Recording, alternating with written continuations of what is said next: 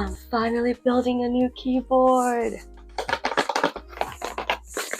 So I've been wanting to build a wooden keyboard for so long now. I first saw a YouTube video of a guy building a keyboard out of wood and I just thought it was so cool and I love the aesthetic of it. So I'm just gonna document myself building this and hopefully it sounds and looks good. So the first thing I'm going to be doing is unboxing all the items, and throughout the video I will be putting up price points for all of them. So first, I'm unboxing my new mouse pad from Mintlodica, and I got it in the color Sage. And going straight into the keyboard kit, this is the Dusk 67. And I've been looking around for wooden keyboards and a lot of them were sold out. So I was really happy to find out that this one was still in stock. And inside this beautiful box comes with 2 accessories, one with extra rubber feet, another with a screwdriver and metal screws. And it also comes with a bare bone hook. And here is the star of the show, the wooden case. The case is a blend of walnut and brass inlays. And my favorite part of the board is the backing design, which gives a unique spin to the board.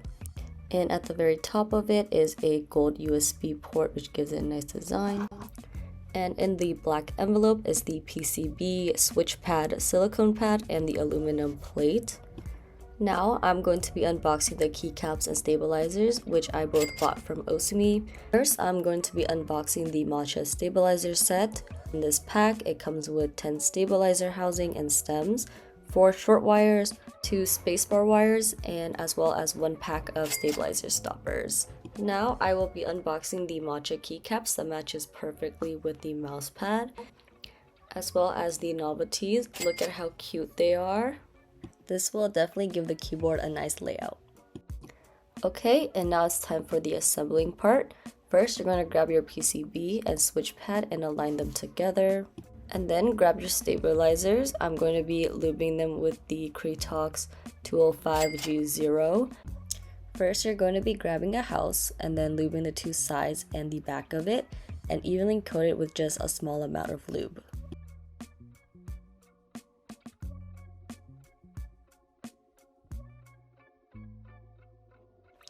Next, you're going to grab a stem and flip the house upside down and place the stem into it, making sure that it goes all the way down. Now we're going to be grabbing a wire. I'm going to be using the shorter spacebar wire for this build and lube the side of it, also lubing a little bit extra on the top of it.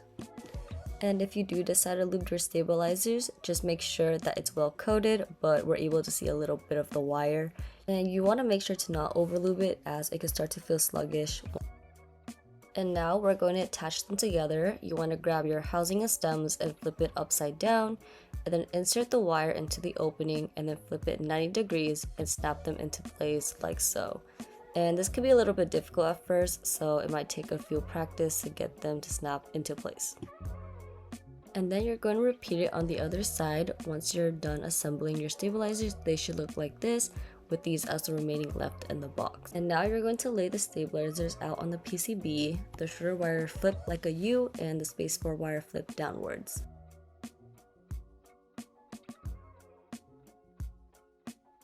So for the Osume stabilizers, you're going to need to push them into place. And once you have done that, flip the PCB over and grab one of the stabilizer stoppers and place them in the openings, which will hold the stabilizers into place.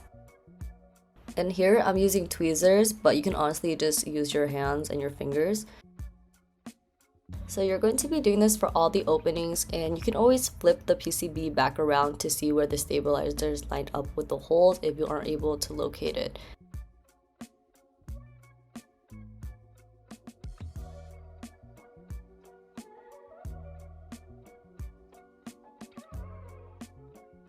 Now that the stabilizers are attached to the PCB, grab the silicone pad and align it on top of the switch pad.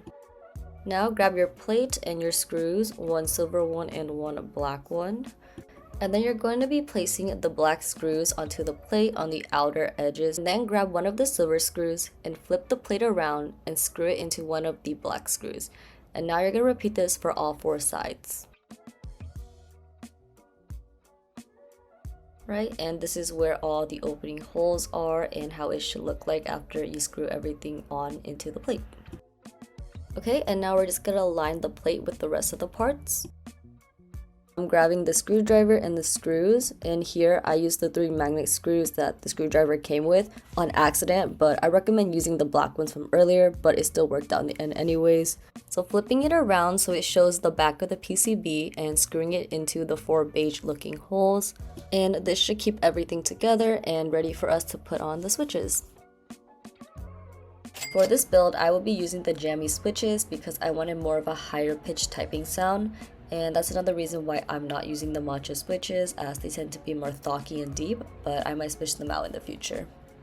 So for these switches, they are factory lubed and they come with 10 pieces per pack, so I had to buy a pack of 7 for this build since it is a 67%.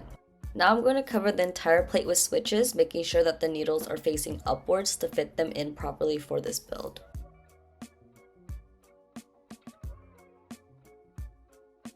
Moving back to our board, we're going to grab our cable that was originally attached to our PCB and screw that into the USB port.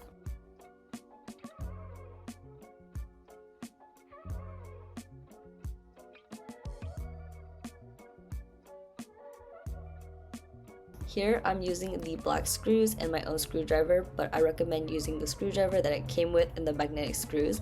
I just accidentally used that earlier in our build, but you only really need to screw the cable in here. And after we're done with that, we're going to connect the cable with our PCB from the back of it. Just push that in.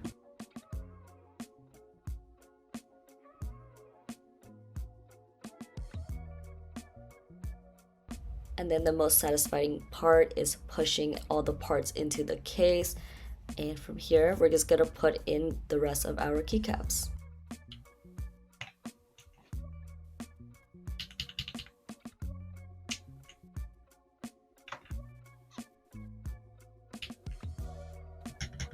Okay, and there we have it, a completed keyboard. Yay! Okay, and now it's time for the sound test.